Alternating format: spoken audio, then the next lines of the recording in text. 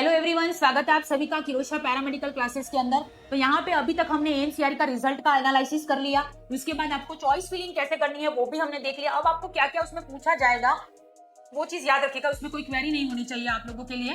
तो चलिए बात करते हैं। तो सीट आवंटन में अक्सर पूछे जाने वाले क्या क्या सवाल होते हैं उसके बारे में देखने वाले हैं। तो वीडियो को पूरा जरूर देखना, ज्यादा से ज्यादा इसको शेयर कीजिएगा ताकि बच्चों से किसी भी प्रकार की भरदे में कोई गलती ना हो। क्लियर है? तो देखिए, व्हाट इज सीआरई, सीआरई क्या है। तो याद रखिएगा, सीआरई 2025 कॉमन रिक्रूटमेंट एग्जामिनेशन है जो आपके डेली एमसीज को कंडक्ट करवाता है। ग्रुप सी और ग्रुप बी की ये पोस्ट है, समूह बी और समूह सी की ये पोस्ट है, ये आपको पता है। क्लियर है? नेक्स्ट है, who is eligible for online seat allocation. अब ऑनलाइन सीट अलोकेशन के लिए कौन एलिजिबल है वो याद रखिएगा। तो candidate provisionally qualified in CBT, यानी कि आप जो अभी लिस्ट आई है उसमें आपका अगर रोल नंबर है तो आप क्वालिफाइड हो। क्लियर है? प्रोविजनली एक्यूरेट आपका लास्ट फाइनल सिलेक्शन तब होता है जब आप फाइनल सबमिट करते हैं या फाइनल डीवी आपका हो जाता है, देन ओके यहाँ पे आप प्रोविजनली सेलेक्टेड हो। For post without skill test up to 8 into seats eligible. ठीक है, फॉर पोस्ट विदाउट स्किल, जहां स्किल टेस्ट नहीं होता है 8 गुना सीट तक पात्रता होती है। ये याद रखिएगा कि यहाँ पे कोई स्किल टेस्ट आपका नहीं है ना। नेक्स्ट आपको याद रखना है two stage. What is the process for seat allocation का प्रोसेस क्या होता है? 2 स्टेज का होता है। पहला होता है एक्सरसाइजिंग ऑर्डर और प्रेफरेंस ऑफ चॉइस आपको भरना है। जैसा कि मैंने अभी एक वीडियो बनाया है, डिस्क्रिप्शन में आपको इसका लिंक मिल जाएगा, इसी चैनल पे अवेलेबल है, जाके देख लीजिएगा ताकि कोई गलती आपसे ना हो, है ना। चरण क्रम वरीयता का चयन होता है। Next second step online allocation, आपको चॉइस फिलिंग भरनी होती है, कौन सा आंसर आपको चाहिए, और उसके बाद में आपका रिजल्ट डिक्लेयर होता है। उसके बाद में एक और लिस्ट आएगी, याद रखिएगा। आप सीट एलोकेशन भर रहे हो, उसके बाद में एक और लिस्ट आएगी कि आपको कौन सा लिस्ट मिला और आप फाइनल में पहुंचे हैं या नहीं है, उसकी एक लिस्ट अलग से आएगी, तो उसका भी आपको ध्यान रखना है। नेक्स्ट यहाँ पे आगे बढ़ने से पहले जो भी बच्चे एनसीईआरटी की प्रिपरेशन करना चाहते हैं 2026 के लिए 999 में कोर्स अवेलेबल है, ऑफर प्राइस है, और एमसीक्यू क्रैश कोर्स अवेलेबल है 1499 में। उसमें आपको लाइव रिकॉर्डिंग क्लासेस ऐप पर मिलेगी और यहाँ पे प्रीवियस ईयर के एमसीक्यू टेस्ट सीरीज वगैरह, एक्सपीरियंस फैकल्टी गाइडेंस वगैरह सब मिलेगा और live mentorship in a month मिलेगा। तो इस नंबर पे आप हमें कांटेक्ट कर सकते हैं। नेक्स्ट क्वेश्चन है यहाँ पे कि how to exercise the order of preference. Log in to CRE 2025 portal, CRE 2025 portal पर लॉगिन आपको करना है, अभी मैंने बताया। उसके बाद चेक करते रहे अपडेट और क्वालिफिकेशन सीट, यानी कि योग्यता सेट करनी है अपनी। जो जो भी मैंने अलग से वीडियो बना रखा है सीट अलोकेशन का, उसको जाके देख लीजिएगा कैसे आपको भरना है और क्या क्या चॉइस फिलिंग आप भरेंगे। ठीक है, next select post and institute preference, पद एवं संस्थान वरीयता चुने। जैसी आपकी रैंक है, जैसा आपका मार्क्स है, उसके अकॉर्डिंग आपको अपनी चॉइस फिलिंग करनी है। ठीक है, यानी नेक्स्ट है सेव एंड लॉक चॉइस। याद रखिएगा, सब भरने के बाद में जैसे ही आपने एक चीज भरी, सेव कीजिए और उसको लॉक करना इंपॉर्टेंट है। Once lock can not be change, एक बार लॉक हो गया दोबारा चेंज नहीं होगा। Next, can I change choice after locking. क्या आप पूछ रहे हैं, आप ये सोच रहे हो कि क्या एक बार लॉक करने के बाद में मैं वापस से उसको ओपन कर सकता हूं? नहीं, किसी भी हालत में नहीं। No, one submitted and locked choice are final.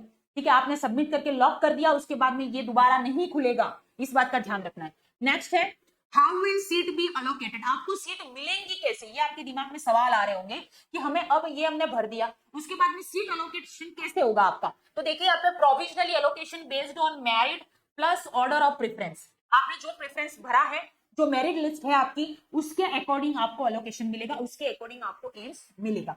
Clear है? Eligibility verified at reporting time, या पात्रता की जांच रिपोर्टिंग समय पर होगी। जब रिपोर्टिंग आपको बुलाया जाएगा वहां पे डीवी के लिए, उस टाइम आपकी पात्रता, जो भी आपके पास एक्सपीरियंस है, जो भी क्वालिफिकेशन है, वो सब देखा जाएगा, ये आप याद रखिएगा। नेक्स्ट है what to do after seat allocation. Seat allocation होने के बाद आप क्या करोगे? आपको सीट अलोकेशन मिल गया, फाइनल लिस्ट आ जाएगी। ठीक है, उसमें आपको मिल गया कि सपोज आपको एम्स जोधपुर मिल गया। ठीक है, अब क्या करोगे? अब क्या होगा? Download provisional seat allocation letter, आपको प्रोविजनली सीट अलोकेशन लेटर आपके पास आएगा, उसको डाउनलोड कर लीजिए नेट पे जाके, अपनी वेबसाइट, अपना पासवर्ड डाल के वेबसाइट पे जाके अपना जो है वो उसके अपने पास रखिए। Physically reported to allocated institute, यानी कि जब भी आपको बुलाया जाएगा, डेडलाइन आएगी वो तो कि इस टाइम पे यहाँ पे वेरिफिकेशन हो रहा है, ये इन्फॉर्मेशन इस चैनल पे आपको मिल जाएगी। और हाँ, एम्स की वेबसाइट पर भी एक्टिव रहिएगा, सीट अलोकेशन के लिए, अलोकेशन होने के बाद डीवी के लिए। क्लियर है? तो डीवी के लिए आपको बुलाया जाएगा, सारी चीजें अपनी लेकर जानी है, जो भी आपने भरी है वो सब वहां पे देखी जाएंगी आपकी। क्लियर है? और फिजिकली आपका पहुंचना वहां पे जरूरी है, वरना डिस्क्वालीफाइड हो जाओगे।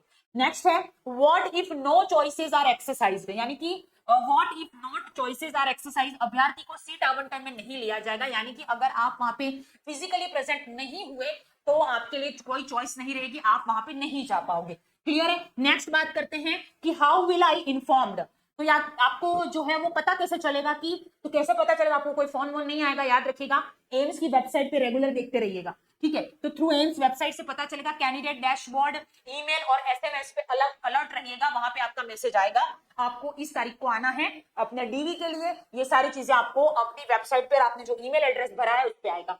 हाउ टू रेज क्वेरी, अगर आपको कोई क्वेरी है आप कैसे उसको रेज कर सकते हो, तो use help query selection in section in dashboard to contact AIIMS New Delhi. Query dashboard होता है, उस पे जाइए, न्यू दिल्ली का वेबसाइट होता है, और वहां पे क्या होता है, help and use help and query वाला सेक्शन होता है, उस पर क्लिक करिएगा आप न्यू दिल्ली के एम्स न्यू दिल्ली के डैशबोर्ड पे। क्लियर है? तो वहां पे आप क्वेरी वगैरह रेज कर सकते हो। Next, is there a waiting list, क्या इसमें कोई वेटिंग लिस्ट आएगी? No waiting list is available, इसमें कोई वेटिंग लिस्ट आपकी नहीं आने वाली है, तो ये जो होगा वो आपका फाइनल सिलेक्शन कहा जाएगा। क्लियर है? नेक्स्ट, तो याद रखिएगा वेटिंग की लिस्ट का वेट नहीं करना है, वो एम्स बहुत कम निकालता है, लेकिन याद रखिएगा आपका सिलेक्शन फाइनल अगर हो चुका है तो बहुत अच्छी बात है, आपकी रैंक अच्छी, आपके मार्क्स अच्छे हैं तो बहुत अच्छी बात है, लेकिन अगर आपको लगता है कि आप प्रोविजनली तो सिलेक्टेड हो लेकिन फाइनल में रह जाओगे आपकी रैंक के अकॉर्डिंग, या फिर ऐसा कुछ आपको लगता है, तो याद रखिएगा अपनी तैयारी दोबारा से उसी जोश के साथ शुरू करिएगा। बहुत सारी सेंट्रल गवर्नमेंट की वैकेंसीज आ रही है और आपको जॉब जरूर मिलेगा, और उसके लिए किरोशा पैरामेडिकल का ऐप डाउनलोड कर लीजिए, और वहां पे आपको कोर्स मिल रहा है 999 में, ऑफर प्राइस है, तो उसको जरूर लीजिएगा। और एमसीक्यू क्रैश कोर्स है 1499 में अवेलेबल है, उसके लिए आपको इस नंबर पे कांटेक्ट करना है, और इस वीडियो को ज्यादा से ज्यादा शेयर कीजिए ताकि आपके दिमाग में जो सवाल आ रहे हैं वो क्लियरली क्लैरिफाइड हो जाए, और अपना सीट अलोकेशन जो है वो 6 तारीख से पहले भर देना। मिलते हैं फिर से, तब तक के लिए वीडियो को शेयर कीजिएगा एंड थैंक यू।